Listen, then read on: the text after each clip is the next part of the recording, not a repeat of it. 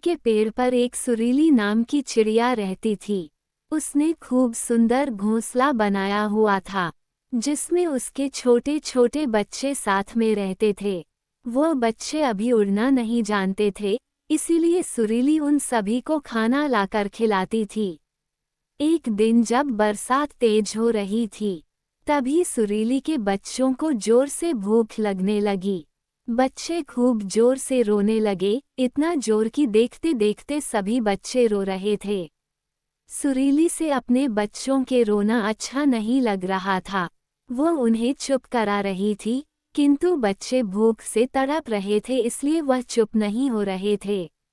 सुरीली सोच में पड़ गई, इतनी तेज बारिश में खाना कहाँ से लाऊंगी? मगर खाना नहीं लाया तो बच्चों का भूख कैसे शांत होगा?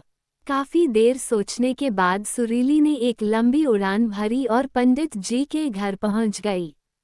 पंडित जी ने प्रसाद में मिले चावल, दाल और फलों को आंगन में रखा हुआ था। चिड़िया ने देखा और बच्चों के लिए अपने मुंह में ढेर सारा चावल रख लिया और झटपट वहां से उड़ गई। घोंसले में पहुंचकर चिड़िया ने सभी बच्चों को चावल का दाना खिलाया।